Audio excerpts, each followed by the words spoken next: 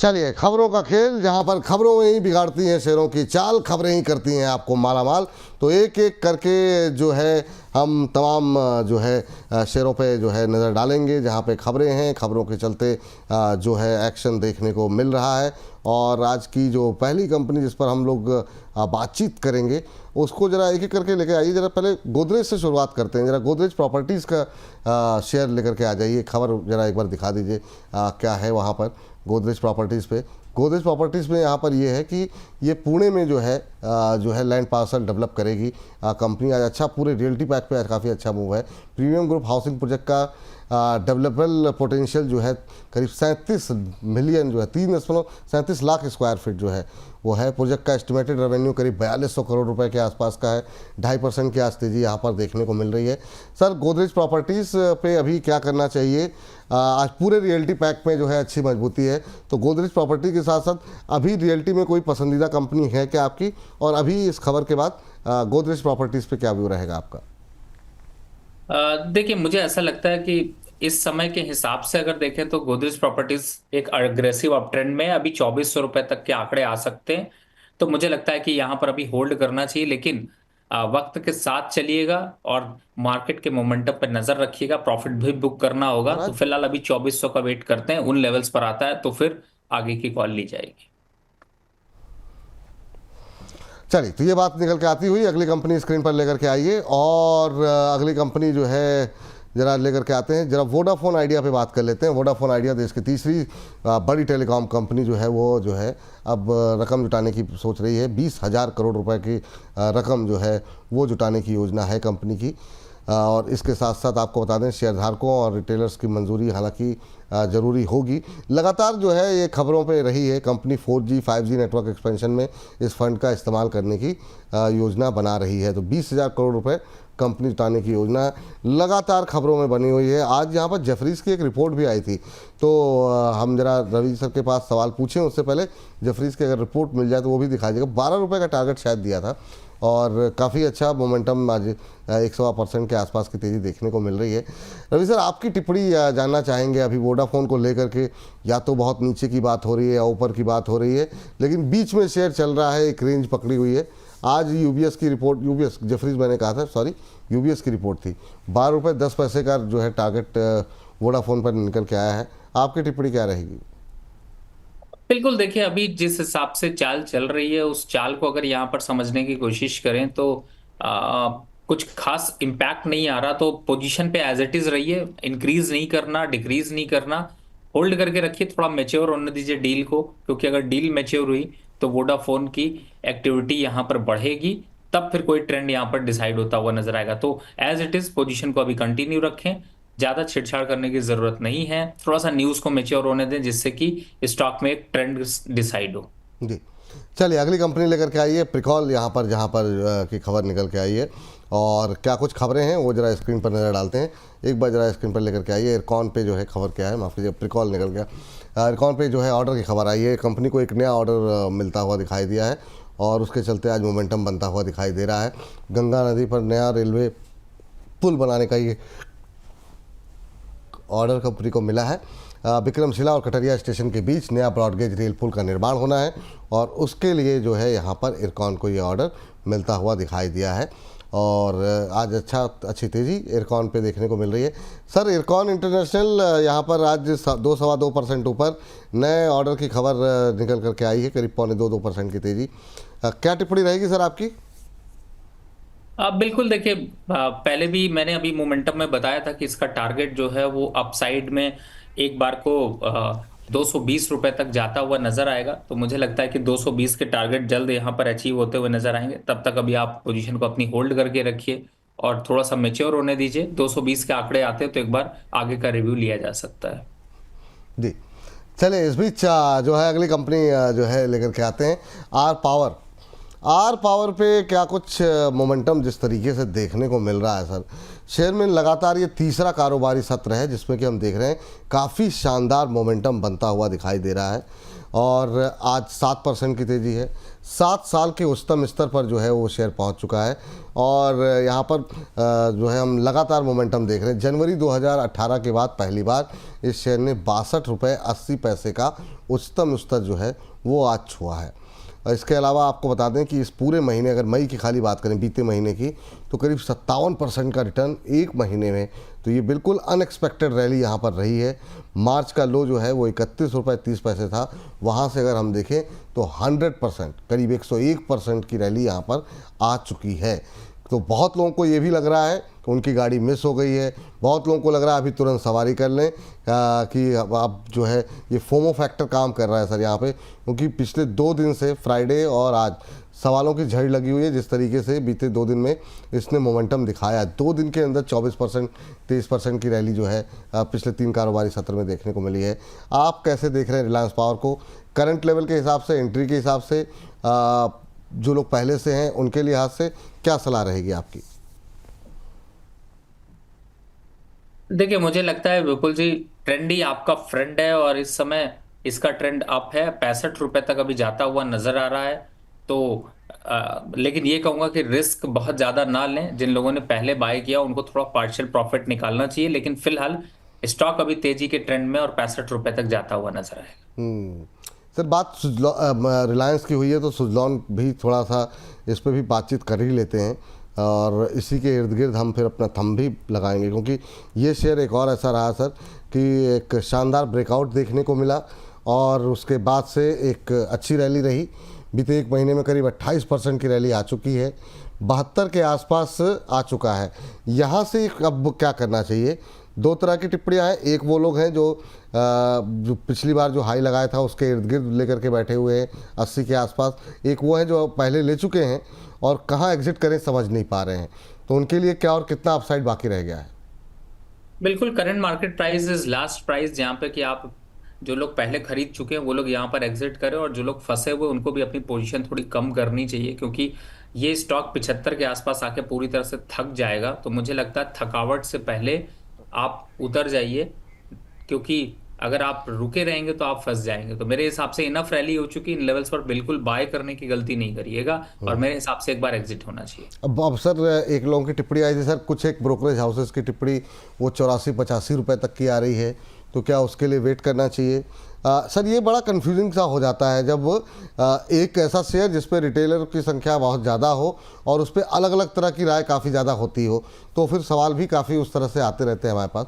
आप क्या सलाह देंगे इस समय, जो लोग उनको अलग अलग ब्रोकरेज हाउसेस की जो रिपोर्ट्स, क्योंकि जब शेयर ट्रेंड में आता है तो अलग अलग ब्रोकरेज हाउसेस फटाफट रिपोर्ट भी निकालने लगते हैं, उसमें इंटरनेशनल भी हैं, नेशनल भी हैं। रिटेलर को क्या करना चाहिए सर फिर? विपुल जी, ऐसा मुंह खुलवा रहे हैं जिससे कि प्रॉब्लम खड़ी हो सकती है। नहीं नहीं, आप बोल दीजिए सर। देखिए देखिए, ये तो मार्केटिंग स्ट्रैटेजी है। Company marketing strategy, PR activity अपनी करते रहते हैं, इसके बारे में आप समझ गए होंगे और इन्वेस्टर भी समझते हैं। उस सब चक्करों से क्या लेना देना, स्टॉक जहां चल रहा है वही आप फॉलो करिए। चल जाए तो अच्छा, ना चले तो अच्छा, आप अपनी स्ट्रैटेजी पे कायम रहिए। दूसरी तरफ है कि इस तरीके की जो आपने बात कही है, इस तरीके की बहुत सी पीआर एक्टिविटी होती रहती हैं स्टॉक को चलाने के लिए, रिटेलर को फंसाने के लिए, उनको डुबाने के लिए, उनका पैसा डुबाने के लिए। बच के रहिए, सब चीजें काफी हानिकारक। चलिए, तो ये सब चीज़ें काफ़ी हानिकारक हैं, बच करके रहिए। अच्छी रैली आ गई है, 4 पैसे बन रहे हैं, तो चाहिए तो जो है मुनाफा अपना बुक कर लीजिए। चलिए, इस बीच अभी एक और कंपनी पे बातचीत करते हैं ज़रा, वो लेकर के आइए जिस पे खबर है। कोल इंडिया की बात प्रोड्यूसर साहब ने हमको शायद बताई थी कान पे। तो कोल इंडिया पे खबर ये है, भारत कुकिंग कोल ने जो है आईपीओ के लिए अब डीआरएसपी फाइल कर दिया है, और इनकी जो सब्सिडरी कंपनी है सेबी, एनएससी और बीएससी के पास जो है ये तमाम दस्तावेज जो है इन्होंने अपने पहुंचा दिए हैं। तो ये बड़ी खबर जो है वो कोल इंडिया पे निकल करके आ रही है। बीसीसीएल के आईपीओ के तहत करीब 46.57 करोड़ शेयरों की बिक्री करेगी कंपनी, और इसके लिए डीआरएसपी जो है वो फाइल कर दी गई है। सर, एक सब्सिडरी कंपनी की लिस्टिंग की तैयारी में है, आईपीओ लाने की तैयारी में है कोल इंडिया। आज आपके पसंदीदा शेयरों की जो लिस्ट थी उसमें भी शामिल था।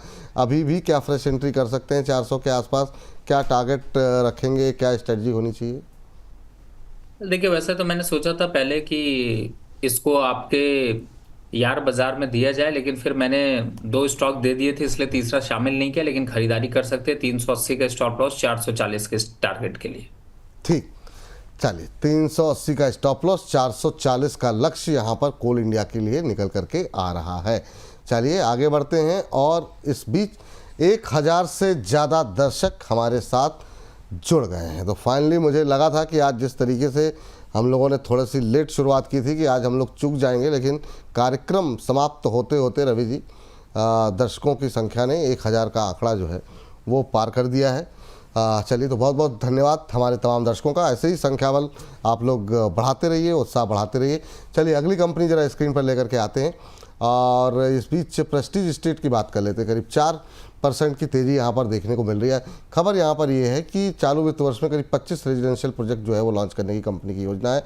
बैंगलोर, चेन्नई, दिल्ली, एनसीआर, मुंबई, हैदराबाद, इन तमाम जगहों पे कंपनी जो है इन जो है प्रोजेक्ट को लॉन्च करेगी। प्रोजेक्ट का एस्टिमेटेड रेवेन्यू जो है वो करीब 42,000 करोड़ रुपए के आसपास का रहेगा। ये तमाम जो है बातें यहाँ पर निकल करके आई हैं। 25 रेजिडेंशियल प्रोजेक्ट का डेवलपमेंट एरिया जो है जो विकसित करेगी कंपनी, वो करीब 4.48 लाख करोड़ जो है वर्ग फुट का एरिया रहेगा। सर, आज जिस तरह की तेज़ी है रियल एस्टेट में, प्रेस्टीज एस्टेट भी उसमें शामिल है 4% ऊपर। आपकी टिप्पणी क्या रहेगी इस पर?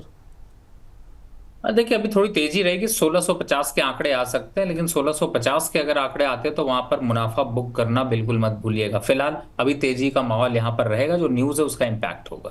ठीक, चलिए ये बात यहाँ पर है। और अगली कंपनी जरा स्क्रीन पर लेकर के आ जाइए। और यहाँ पर खबर यहाँ पर निकल करके आ रही है एग्री को लेकर के। आईआरबी इंफ्रा, माफ कीजिएगा, आईआरबी इंफ्रा जो है एसोसिएट आईआरबी इंफ्रास्ट्रक्चर ट्रस्ट ने बाइंडिंग टर्म शीट जो है वो साइन की है।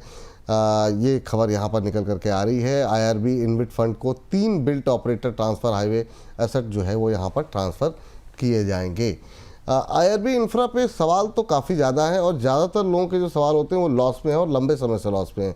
इंफ्रास्ट्रक्चर कंपनी बेहतर करेगी सोच करके लोगों ने पैसे लगाए थे, लेकिन रिजल्ट्स जो है क्वार्टर दर क्वार्टर उतने अच्छे बीच में रहे नहीं पीछे। अभी क्या उम्मीद है सर कि क्या अब ये रिकवरी दिखाएगा? थोड़ी बहुत इम्प्रूवमेंट जो है वो हम रिजल्ट्स में भी देख रहे हैं। आपकी टिप्पणी आईआरबी इंफ्रा पे क्या होगी?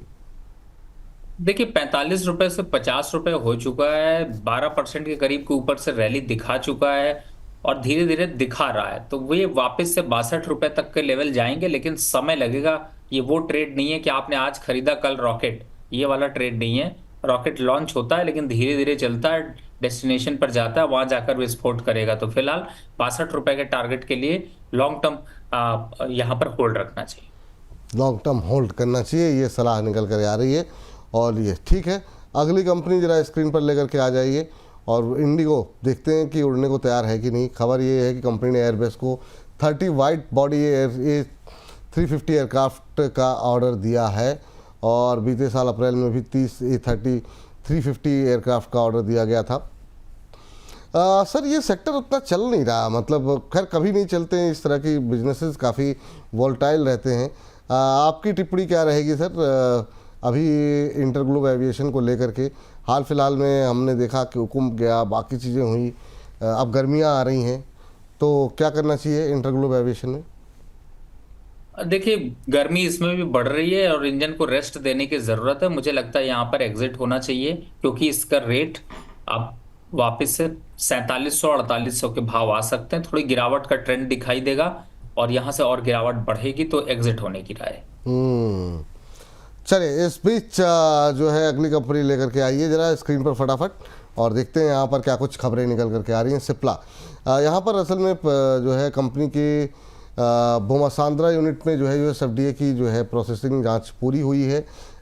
26 से 30 मई के दौरान जो है वो जांच यूएसएफडीए की तरफ से की गई थी।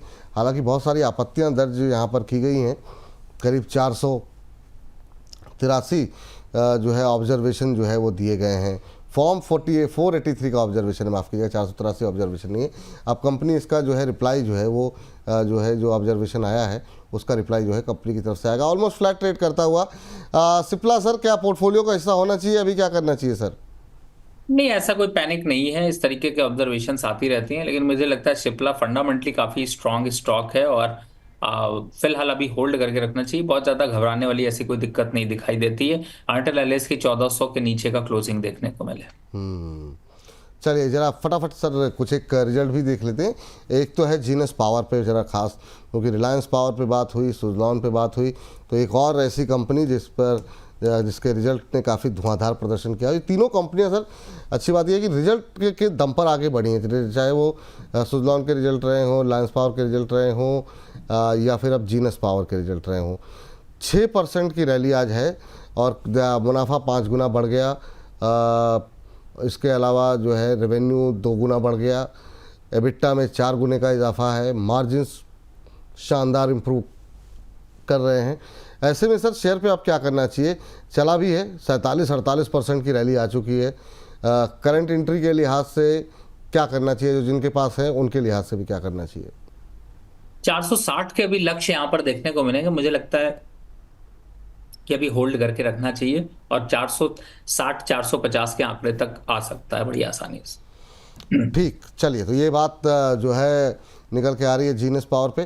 सर जैसे अभी ये जो 3 है, क्योंकि हम इसी के आसपास रहेगा, तो जैसे रिलायंस पावर, सुज़लॉन या जीनस पावर, इन तीनों में बेहतर आपको ज़्यादा कोई लग रहा है क्या, या फिर तीनों ही आपको लग रहा है कि प्रॉफिट बुकिंग वाले कैंडिडेट हैं? जीनस पे आपने कहा कि अभी है रैली थोड़ी सी बाकी, आपकी टिप्पणी क्या रहेगी इन तीनों को अगर कंपैरिजन अगर आप करें तो? देखिए, कंपैरिजन करिए तो सुज़लॉन अपने ओवरबॉट सिचुएशन पर है, रिलायंस पावर ओवरबॉट पोजीशन पर है, लेकिन जिस पावर यहाँ पर थोड़ा सा अट्रैक्टिव लग रहा है, तो मुझे लगता है कि यहाँ पर थोड़ी सी गुंजाइश बनती। 400 के स्टॉप लॉस से बाय किया जा सकता है 450 के टारगेट के। ठीक। दिलीप व्यास जी हमारे एक दर्शक हैं, कह रहे हैं नमस्कार विपुल सर, आज आप और डॉक्टर रवि सर की तबीयत तो ठीक है ना? आज दोनों ही काफ़ी गंभीर हैं। तो सर ये ऑब्जर्वेशन लोगों की तरफ से आप देखिए, मतलब लोग किस तरीके से छोटी छोटी चीज़ों को नोट करते हैं, और वाकई में थोड़ा सा मतलब जो है ये बात सही है। आज थोड़ा सा हास्य रस का जो है कार्यक्रम जो है वो नहीं हो पाया, तो मुझे लगता है इस वजह से थोड़ा सा लोगों की तरफ से टिप्पणी आ रही है। तो दिलीप जी, तबीयत तो मेरी तो ठीक है, रवि जी आपकी तबीयत ठीक है सर? सर गले में आप देख ही रहे हैं, थोड़ी सी बार बार बोलने में प्रॉब्लम आ रही है, लेकिन बट सब कुछ ठीक है। और मुझे उम्मीद है कि आज हमने सोचा है कि ज्यादा से ज्यादा सवाल लिए जाएं, नो बकवास, सीधा सवाल। सीधा सवाल। तो चलिए, आप लोगों की जो शिकायत रहती थी, बहुत लोग ये बीच में टिप्पणी भी करते थे कि आप लोग बातें कर, तो ठीक है आप ये भी सुन लीजिए सर, सारे सवाल हो गए आप लोगों के, मतलब लगभग तो सवाल तो सारे तो नहीं हो पाएंगे, लेकिन फिर भी काफ़ी सवाल हमने आज कवर किए हैं इस बातचीत के दौरान। चलिए, तो इसके बाद एक और लेते हैं, उसके बाद से हर्ष भी आ गए, तो हर्ष की तरफ चलेंगे। आइनॉक्स विंड पे सर रिजल्ट अच्छे रहे, लेकिन एक और पावर कंपनी, लेकिन उसके बाद हमने देखा कि प्रॉफिट बुकिंग काफ़ी तेज़ी के साथ हावी होती हुई दिखाई दे रही है। नेट प्रॉफिट 302% बढ़ा, 190 करोड़। रेवेन्यू 142% बढ़ा, 1274 करोड़ रुपए। एबिटा में हम देख रहे हैं इंप्रूवमेंट है। मार्जिन्स जो है वो 20% के आसपास हो गए हैं, पहले से इम्प्रूव हुए हैं। प्रॉफिट बुकिंग तेज रही। बहुत लोग, आज सवाल भी था, मैं ले नहीं पाया, कि सर इतने अच्छे रिजल्ट के बावजूद क्यों गिर रहा है आइनॉक्स विंड? क्या ओवरबॉट सिचुएशन थी, इस वजह से गिर रहा है? आप ऐसी भी सिचुएशन नहीं थी, आपकी टिप्पणी क्या रहेगी सर? आज की गिरावट के पीछे बड़ा कारण आप क्या मान रहे हैं? नहीं, बिल्कुल ओवरबॉट सिचुएशन थी। रिजल्ट की एक्सपेक्टेशन से कहीं ज्यादा रैली इस स्टॉक ने पीछे दिखा दी थी। अगर आप देखें तो इस स्टॉक की रैली जो है वो पीछे लगभग 1 तारीख के बाद से ही आपको देखने को मिल रही थी। 8 और 12 तारीख के आसपास अगर देखते हैं पिछले महीने की मई में, तो वहां से रैली स्टार्ट हुई थी और 164 का भाव 200 रुपए आ गया, बच्चे की जान लोगे गया। तो फिर थोड़ा सा यहाँ पे प्रॉफिट बुकिंग होना जरूरी है, तो यहाँ पे प्रॉफिट बुकिंग दिख रही है। 170 तक के आंकड़े फिर से आ जाएंगे। जी, चलिए इसी के साथ जो है अब इस सेगमेंट को भी करते हैं समाप्त।